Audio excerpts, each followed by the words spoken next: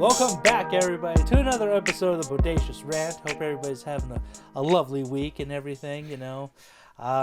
It's another bittersweet week. It's always sad, or not sad, but it's always a bummer when certain shows end and stuff, just because it's like, damn, I've waited so long, or, you know, I've been looking forward to it every week, and now it's done with. Unless you're one of those people that ends up binging it at the very end, which is probably a little bit more enjoyable, just because that way you could just watch it all straight through. But then who has the time to watch that much content one day? I guess I used to in college. I'm getting off track here. There are a lot of people out there. Yeah, true. I don't feel like that anymore. No, I don't have the patience.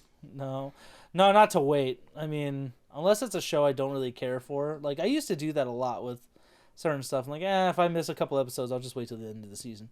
But anyways, as you guessed it, we are talking The Mandalorian Season 3, last 2 episodes of the season. Almost like a joint, like a two-parter of the season finale.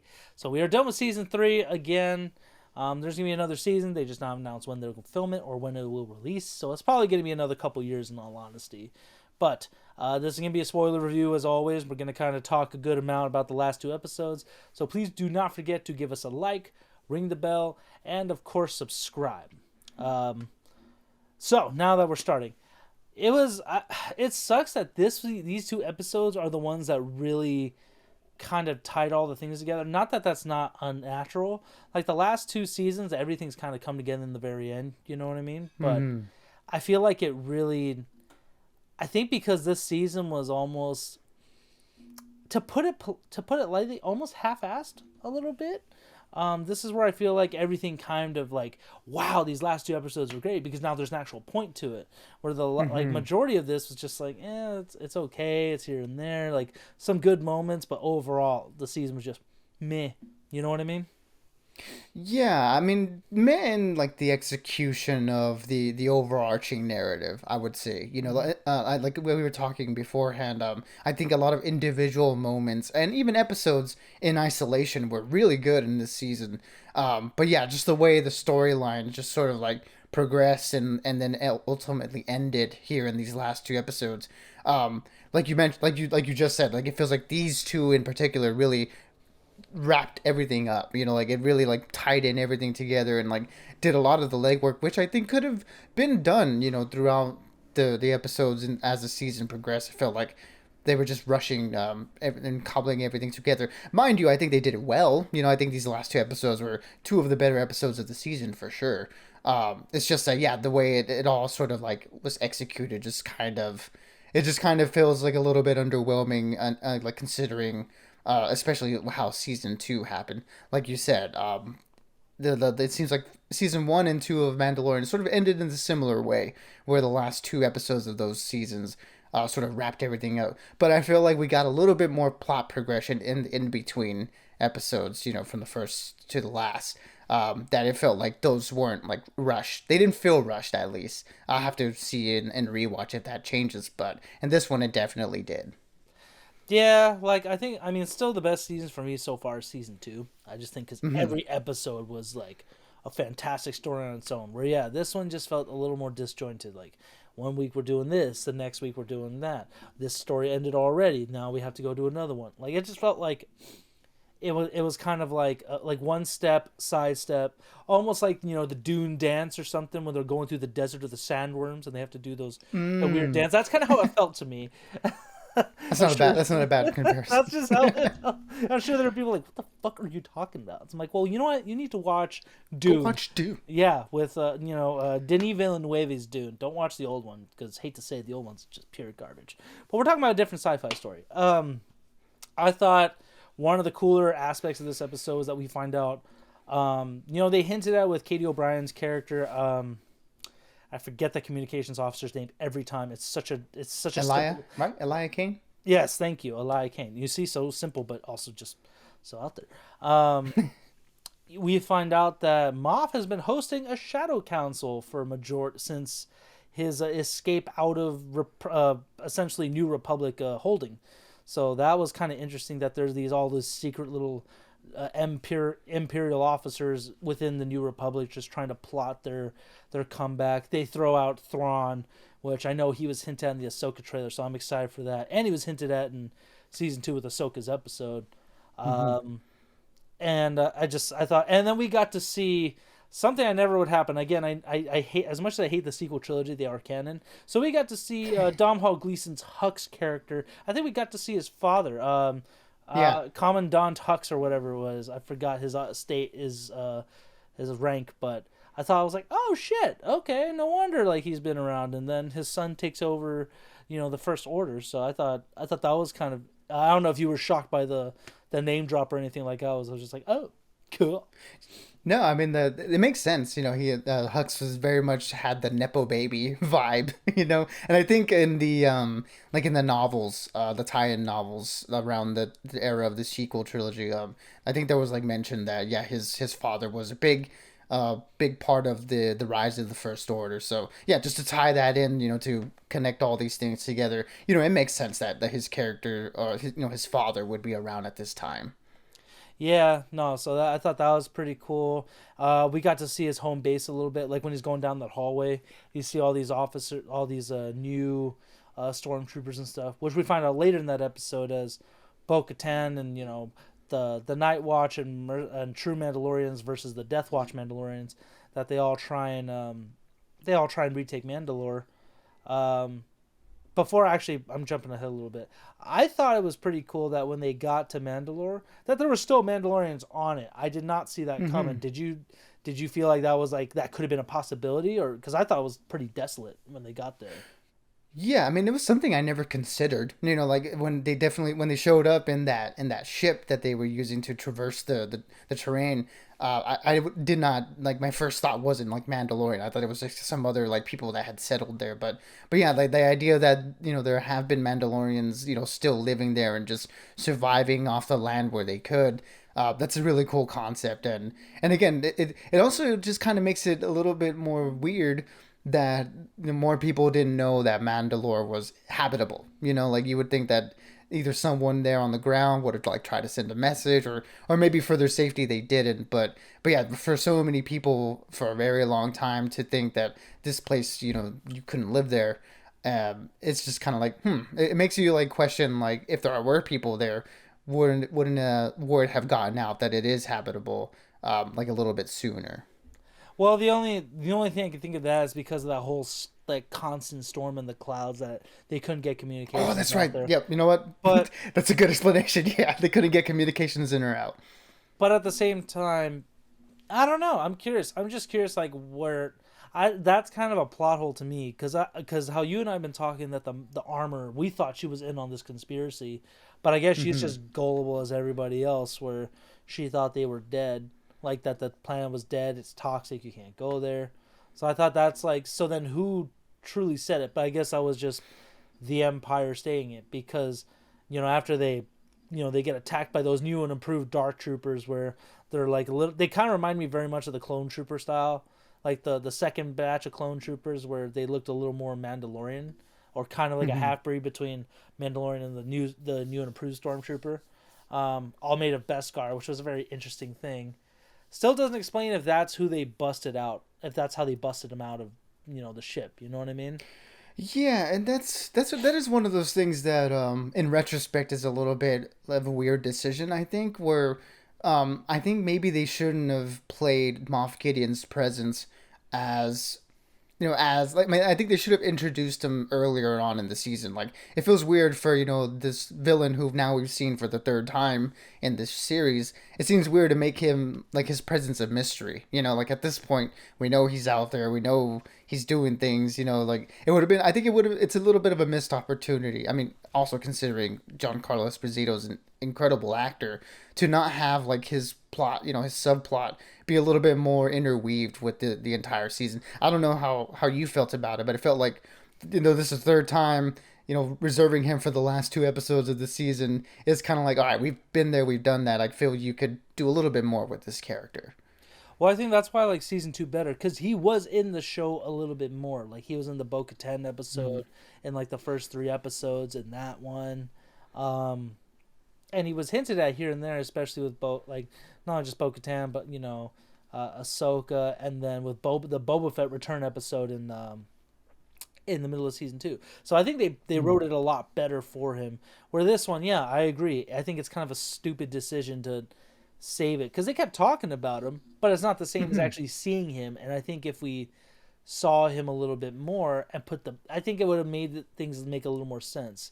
Like, again, we still don't know if there's one of those dark troopers, Clan to Beskar, that saved him, or was it a random Mandalorian that did? I guess this is the way of like, oh, these new dark troopers have, Beskar. So I guess that's kind of the way to explain it, but it's half-assed. Like I said, that's why I call it this season that. Yeah, like the only reason I can think of is if they're trying to like prolong that sort of like storyline because what I did like about the majority of the season was sort of giving context to the New Republic and like how things are operating. I feel like it was like you really could have done a little bit more on the Empire side, the remnants, how like that council scene that we got in the beginning of the episode. That was really cool, and we're seeing like how they've been operating, how they've sort of just been splintered off, and they're taking sectors, and how they have their own like jurisdictions, and they have to request support and stuff like that. All that stuff is like really cool, and I think adds context and gives a little bit more credence to the First Order coming up in the first place. So maybe they're like wanting to pad that out across like the Ahsoka series, the Filoni movie that was just announced a few weeks ago. Maybe they're saving it for that, but I feel like they really could have done a little bit more with the whole Moff Gideon aspect of it. But other than that, like yeah, he's like the base that he's got here on Mandalore is like really cool, and obviously he's a really good actor, and like the whole suit and stuff that he's got. Again, the elements there are dope. I just wish they could have The Darth Maul elaborated. era Mandalore suit was actually pretty fucking cool. I remember watching the show. I remember like watching the last season. Like, this is the stupidest thing I ever seen. They look, what is this? They just look dumb, with that stuff. So I thought that was just like, what the hell? But in the show, it actually translated a lot better. So I thought that was really cool because this is almost like his Vader moment. Like I feel like a lot of Imperial officers had that feeling like I wish I was like Vader. He's the one you want to be like in the Empire. So that was kind of his moment to do it. I thought that was a cool moment. I thought it was very sad that not only did Din get taken hostage at the end of the 7th episode, but Paz Vizsla went out like a champ. I was so bummed because I remember when I first heard about him, like before I started watching the season, like season 1, and Hot Toys did like a little drop of like Heavy Duty Mandalorian. I was like, what the hell is this guy? This just looks ridiculous. He's just, I don't get it. What is this? And then seeing him as the show went on, I was like, man, this guy is awesome. He's got the minigun. He's big and brawly. Like he's such a cool character. I think one of my favorite designs to all the Mandalorians. And when they brought in the Praetorian Guards, which I thought was a cool little throwback to the Last Jedi, I was like, oh snap, they look a lot better because they look more like Mandalorian and stuff too. So at least he went out like that, not just something stupid or like, oh, he got shot or something ridiculous. You know what I mean? Yeah, I mean, yeah, like he got a warrior's death, which is like something Mandalorians want, So that was kind of cool. When Bo cut the hole in the wall, I was like, there is no damn way that he's fitting through that hole. Like she's like crawling through it. I'm like, that thing is a tiny. Like you should have cut it a little bit bigger because there's no way he's fitting through there. But Yeah, a little selfish on her part, but you know what? You It's kind of like it's gonna be another Titanic situation. If you like, where you couldn't cut a bigger hole for him, just like Rose couldn't move to get on the floating big door. So it just reminded me of the rush hour moment, like pull me up. Hey, like, hey, where were you, man? Like, I was waiting for you the whole time.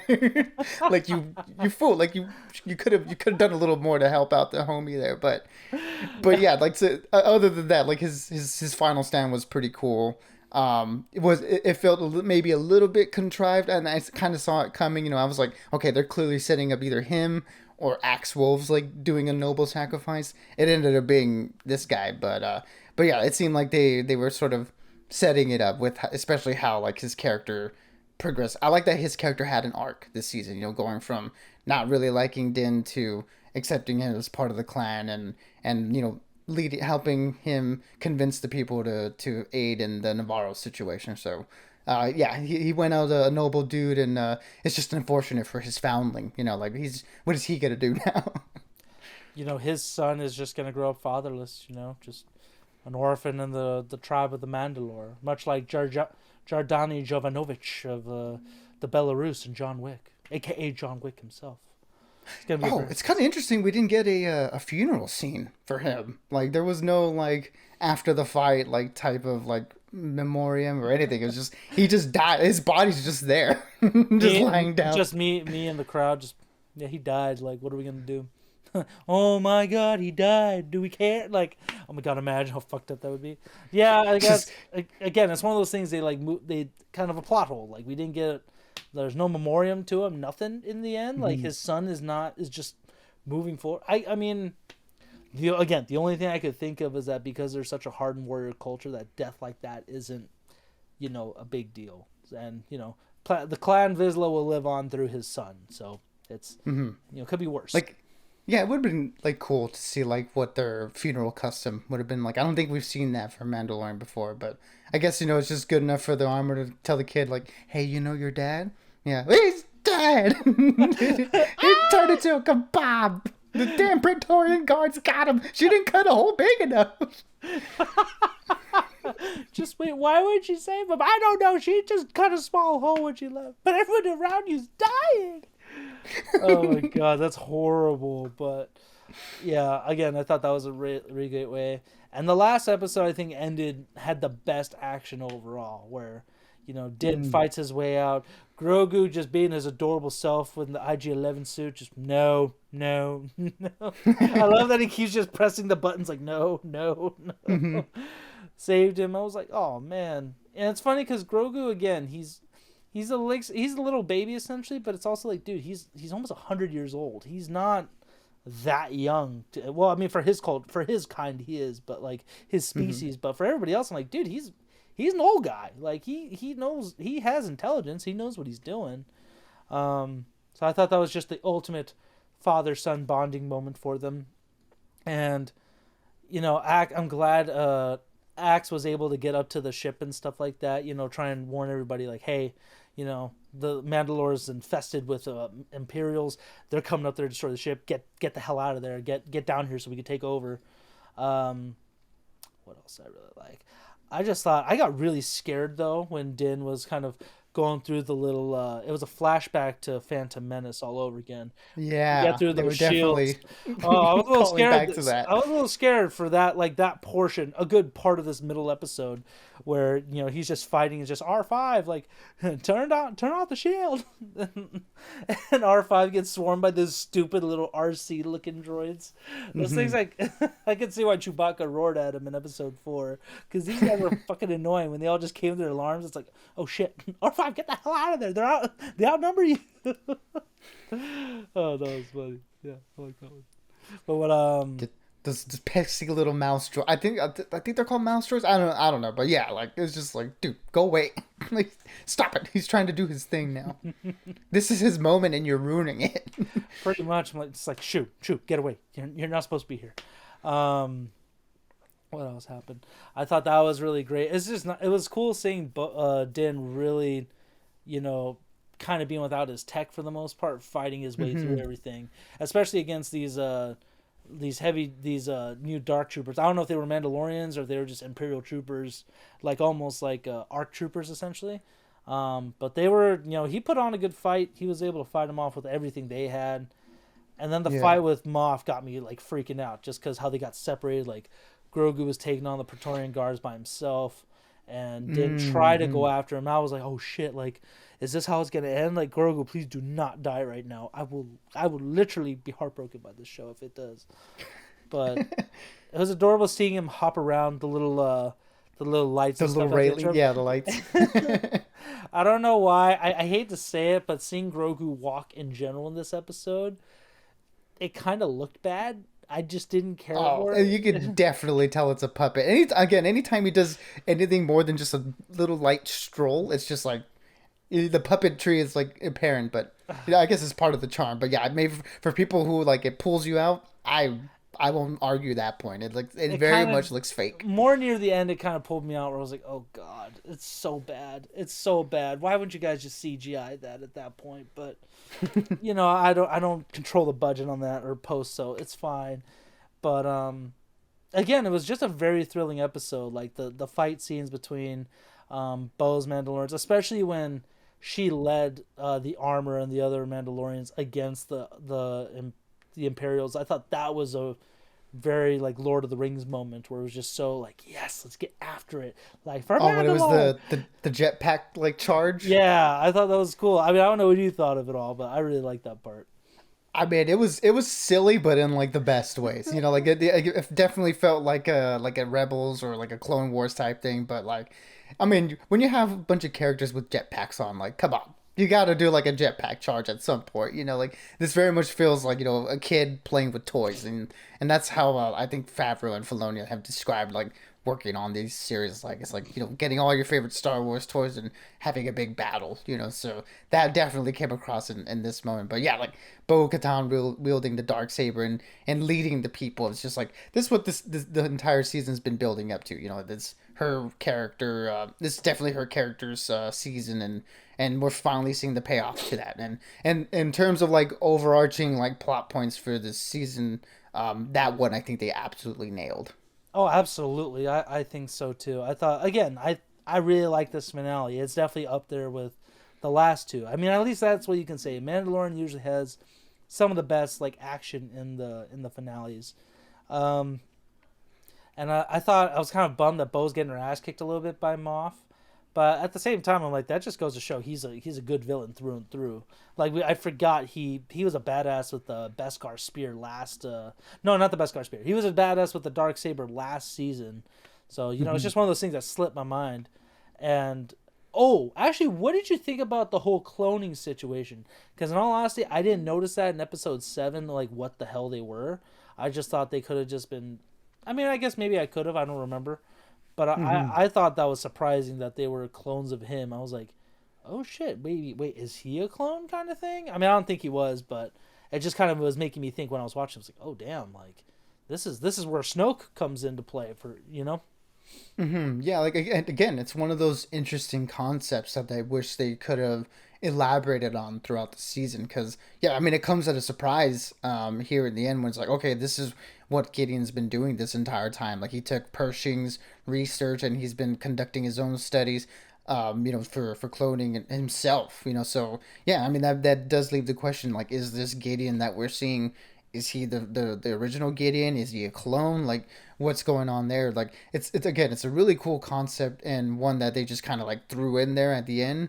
And I wish they could have like done a little bit more with it throughout the season. But yeah, it'll be interesting to see if that has any long term payoff. Like you said, is it one of those things that leads into Snoke, or is that Operation? What do they call it? Was it like Rebirth or something? They mentioned it last episode, but one that Hux was in charge of, or is that the one that leads to Snoke and then Palpatine coming back, or is it Gideon's research? I don't know. I mean, I'm sure they'll tie it into at some point. Yeah, it's just interesting because he's like, oh, I finally created clones. I could have had force abilities, and you just smothered them all. It's like, oh shit, yeah. I mean, Snoke did have force abilities, so they perfected that. It's just funny that Snoke looked really messed up, where Moff's clones actually looked pretty perfect. So I guess maybe you had to sacrifice something for it, but hopefully they It's a explain that later. botched neck chop. Who wants champagne? Stupid. But again, it was a great action scene that really wrapped everything up very well. I thought Axe was gonna die just because he was in the ship getting attacked, but he's like, I'm taking it I'm gonna destroy the base with it, and Moff gets just engulfed by flames, which I don't think he's dead in all honesty, but at the same time, if we just keep bringing him back, it's gonna get old. I think it'll be kind of an old trick already by season 4. Like, dude, just Mm-hmm. let him be dead already. But he was covered in Beskar, so I'm like, technically, he may survive it. Like Boba survived the Sarlacc pit, which is supposed to be like that ass is supposed to eat away at him like a lot faster. I felt like so. Who knows? I don't know what your thoughts are on the Moff's potential death.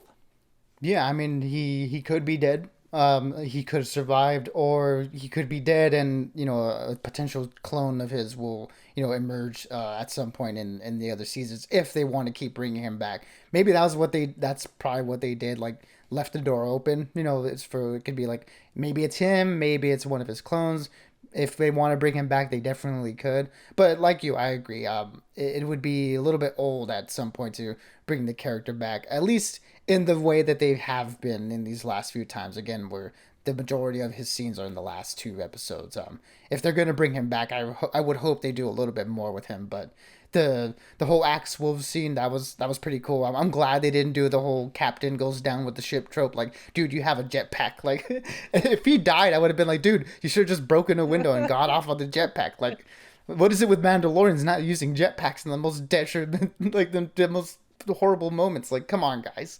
So I'm glad that he was smart enough to do that. You're just sitting there watching, like, I should have been sitting there.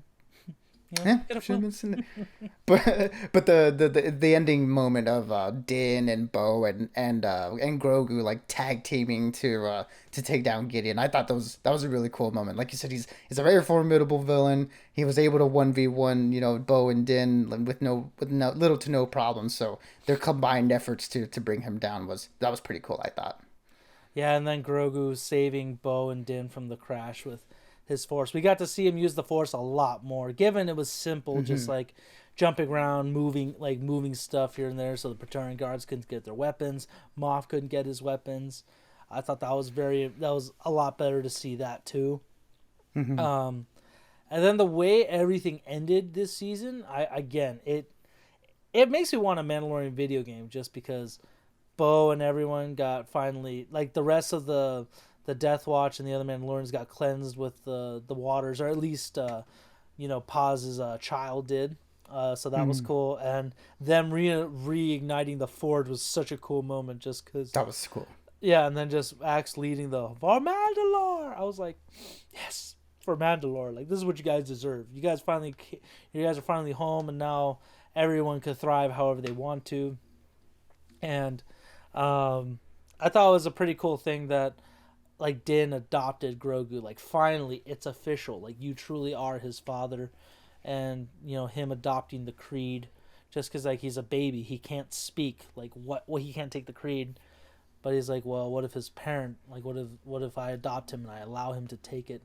And it's just like, you are now Din Grogu. Which I was like, oh, they do it the Japanese way, where your last name is first and after your name. So, I guess his name is Jaren Din. Din Djarin sounds better. We'll stick with that. But Djarin of House Din. Yes, I think that works. But I thought that was just a great moment. Now it's finally sealed. He is truly his dad. And when they go see Carson again, it's like, okay, guys, we're done with the whole Mandalorian. Like, that's essentially Filoni and Favreau saying, okay, we're done with the Mandalorian saga. We're done with all that stuff. Now we're back to bounty hunting, like in the first season. So I was like, okay. Just because he's like, well, I have a child now, so I have to be very selective in my assignments. Like, he's my apprentice too, so I was like, oh my god, I like a Yoda alien as a bounty hunter / Mandalorian. This is gonna be amazing. I'm bummed we didn't see Zeb again, just because I thought he was really cool in that a couple episodes ago, so that was a bummer. But you got to see Filoni with his hat in the crowd, which, it kind of worked. You can't miss it. The cowboy hat, I'm like, you're a pilot. What are you gonna do with the hat? You have to take it off, right? We don't question it. Okay, we know the source of his power is the hat. You take it off, then you reveal a little Anzellan on the top of his head. He's the one that's the mastermind behind everything in a Ratatouille type of way. It's funny. I didn't care for Babu Freak in the Rise of Skywalkers. I'm like, oh, he's just kind of a whatever alien. I was like, okay, cool, another weird little mouse dude that builds droids. Great. But seeing him in this season, just them talking and how they interacted with Grogu just made me love him so much more. Just bad, no squeezy. Squeeze. And then Grogu, I like when they saw him again, he's like, hey, no squeezy, bad baby. Yeah, he just books it out of there too. He's like, He's I'm like, not giving you a chance. and Grogu just looks at him like, "Come on, buddy. Like, come on, give me a hug." He's like Doctor Evil Scott. Just don't stare at me like I'm Frankenstein. Give your father a hug. That was one of my favorite moments this whole season. Just him picking it up. Just now, Squares, hey, bad baby. The Anzellans will be an MVP in anything they're in. The little space mechanics. I didn't see it, but I do now, so I get it. But You're a convert, yes. Join our covert of Anzellan praisers. speaking of which, seeing them again this last episode because they were able to rebuild IG-11 because they found the head at the like those pilots like bar essentially like the little station. So I'm glad that they were able to bring him back. He's like, I am your new Marshal, Navarro. I was like, well, that's it. IG, you're alive. I would just be like, just been crying like, oh my god, you're alive.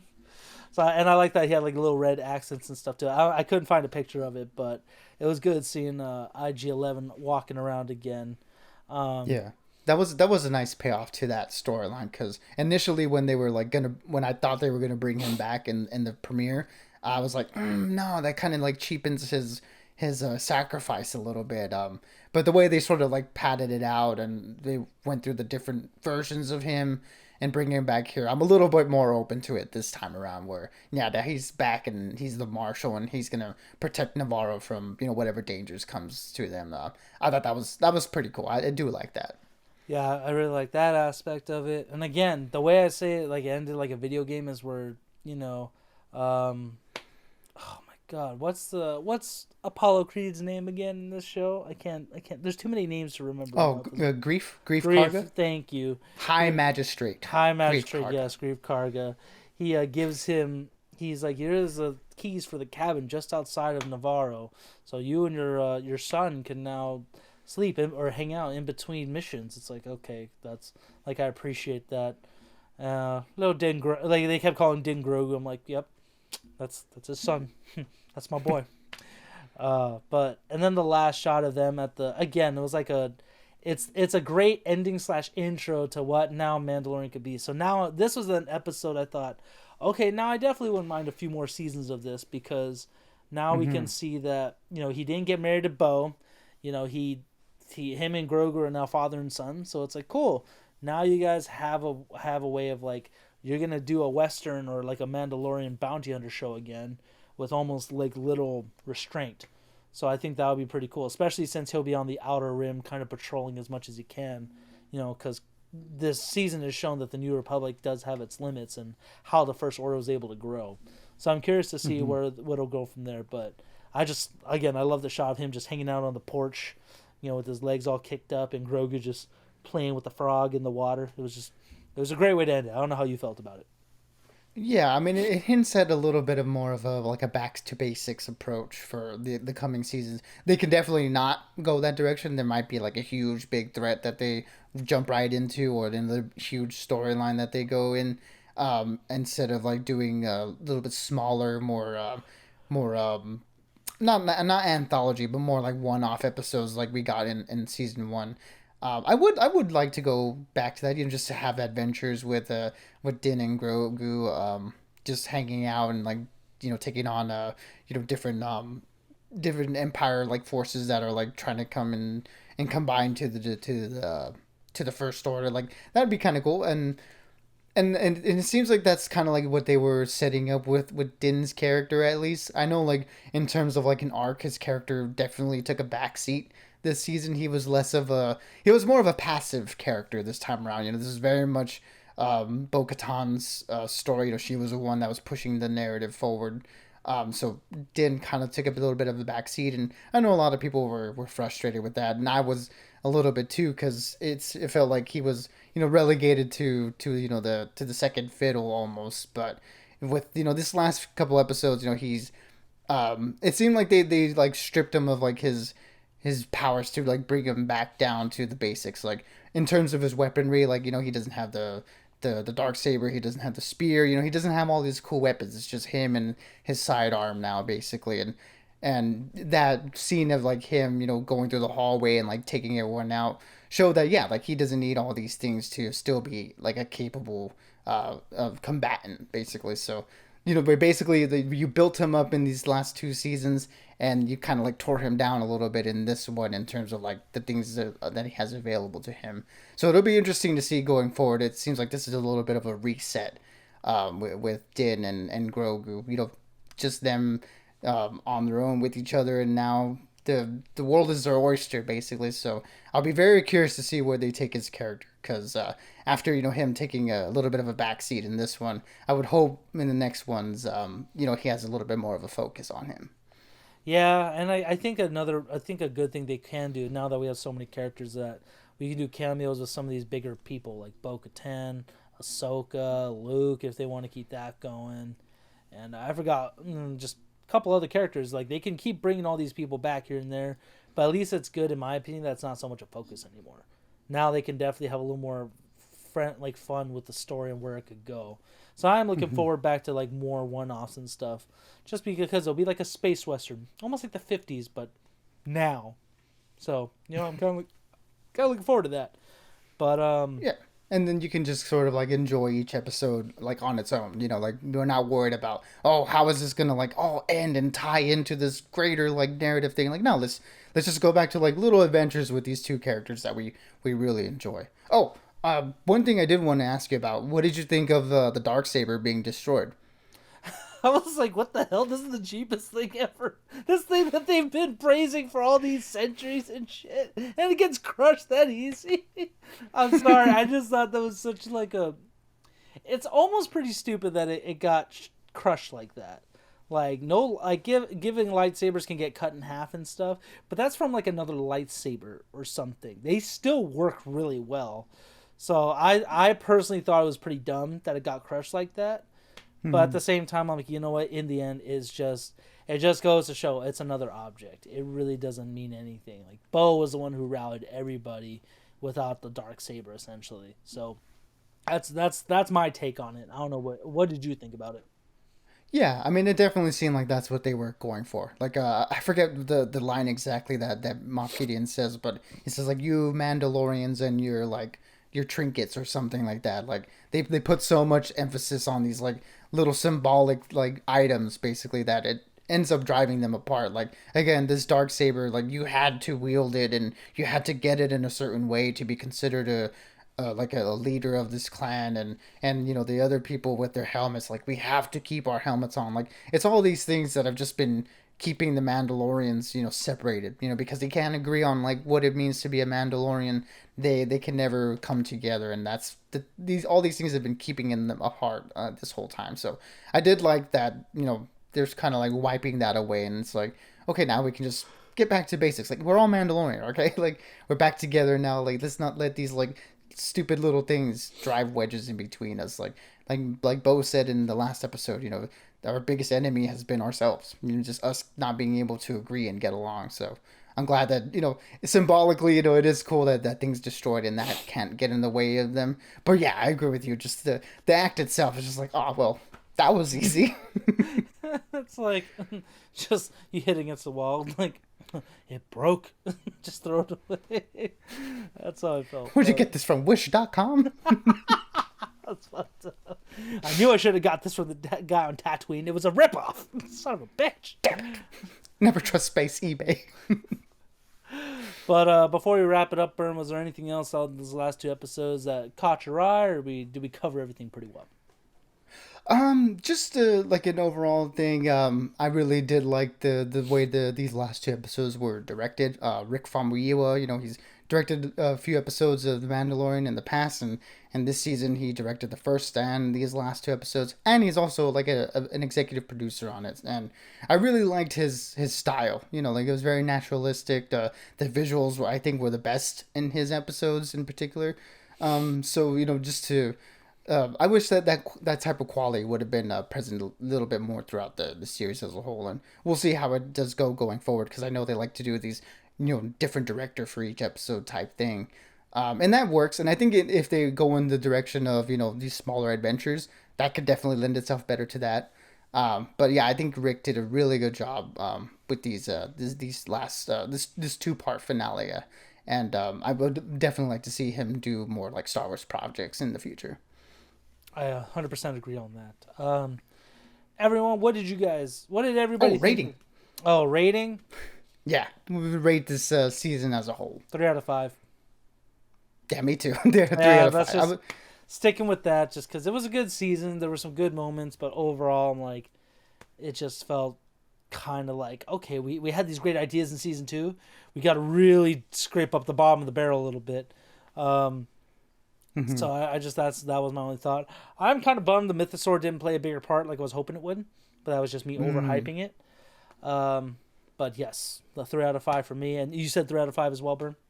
Yeah, 3 out of 5 for me too. I think it started well and it ended well. It's just in the middle. It really could have done a little bit better in terms of like servicing the overall plot. I think it got a little bit lost in the weeds with certain episodes. Again, like I said, individually, a lot of episodes were really fun, but in terms of how they fit into the overall season narrative, it was a little bit underwhelming in that aspect. So it is a 3. Again, not a horrible season by any point. I don't think any episode this season was worse than my least favorite episode of this series, episode 5 of the first season. I will not let that down.